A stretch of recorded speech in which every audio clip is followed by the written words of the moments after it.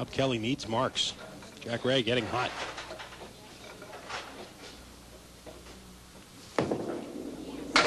Nope. The object pin, the 2-pin, but drove it straight back. 4, 5, 7 left.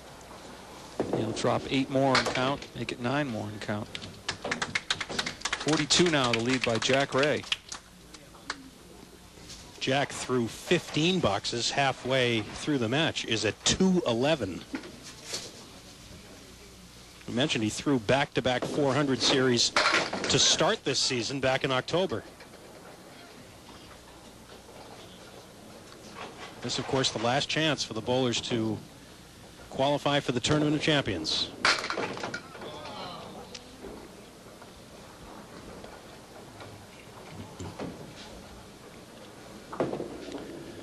And a couple of 9 boxes for Bob Kelly, opposite 2 spares for Jack Ray. And the way Jack is throwing the ball right now, it seems like every fill is a good fill.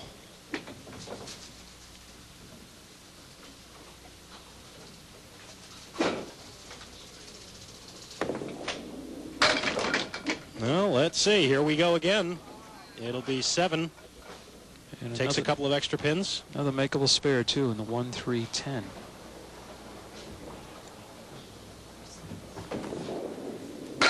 No.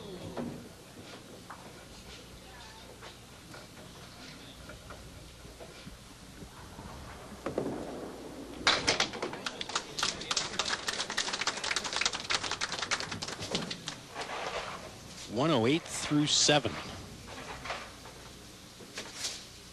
Remember, he had a 130 opening game.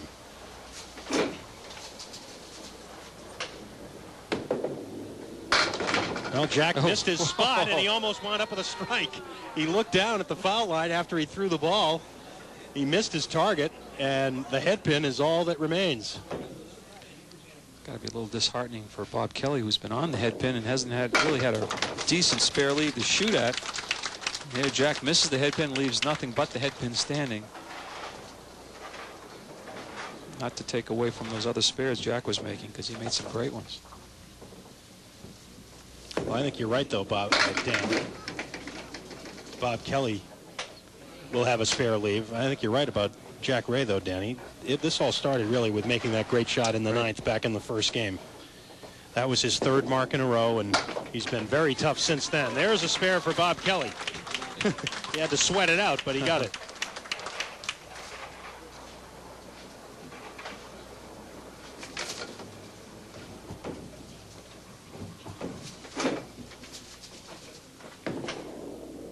And he's right through the middle. 1 in the 5. Wow. Couldn't even steal the spread eagle. That's how things are going for Bob this week.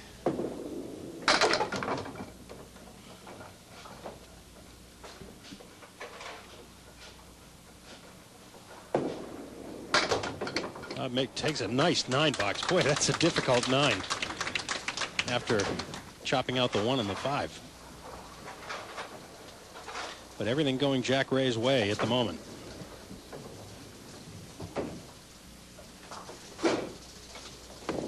On a spare. Oh, a big strike. His 3rd strike of the match, but his 1st in quite a while. And this was a big one. The 1-2 pocket, but nice and tight when he crosses over. That ball breaking a little bit from right to left. Turned away. Don't turn away, Jack. They're still falling. Here they come. Hey, hang on. Jack should have learned. He shouldn't turn away. Good things are happening for him. He actually can play this wood, I think, and drive it straight back for the 1 and the 5. Oh, maybe just the 1. Oh. Well, he's still going to have an outstanding 2nd game and a very sizable lead after 2. 156 for Jack Ray and a 2-game total of 286. Jeez, and it could have been more if not for that miss on the 1-5 leave.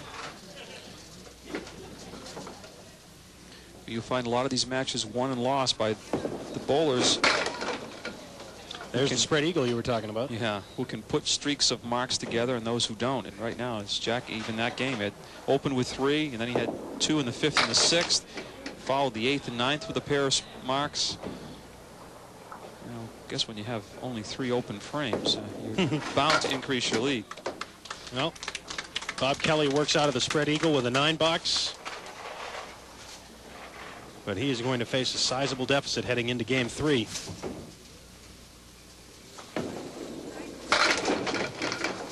And he gets a break there with a strike. Well, he struggled this entire game. It'd be ironic if he finished with 3. Ironic and also rewarding. Yes, sir. Absolutely. Looked like he was going to have the 3-4 split. Going for the double, but off target.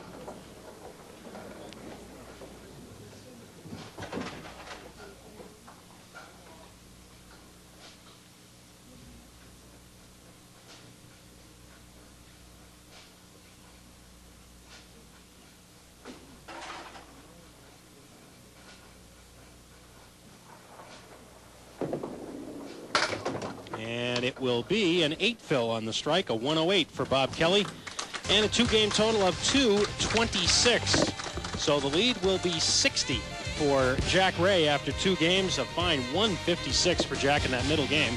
And we'll be back with game 3 here on Stars and Strikes in a minute. Don't go away.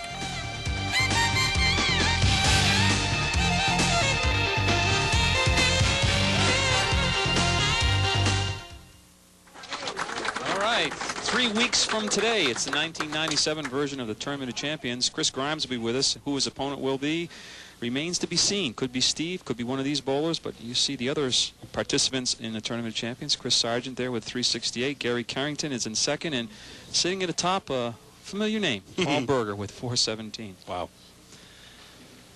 An amazing record Paul has had here over the years. We'll talk more about that when we get into the Tournament of Champions, but just amazing.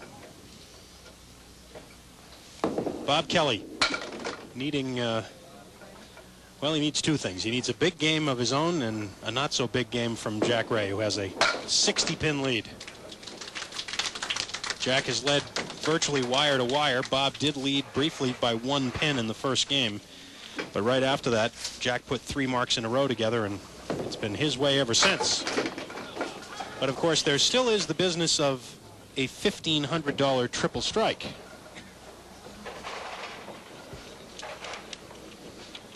That we may have to address before the day is over, as Bob takes care of a spare in the second.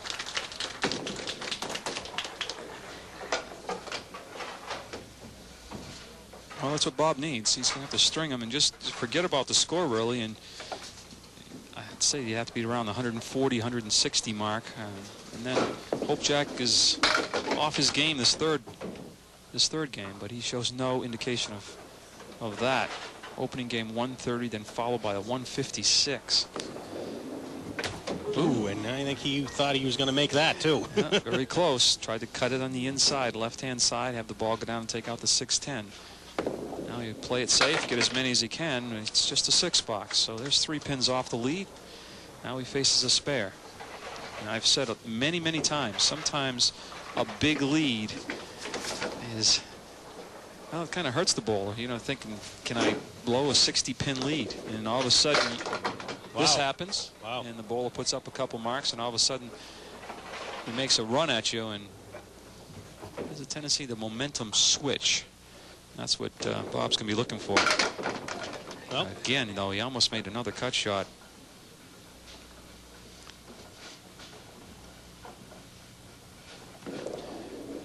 I would say if Bob Kelly's going to win this match or give it a real run, he's going to have a shot at the triple strike pool because he's going to need some strikes along the way. Exactly.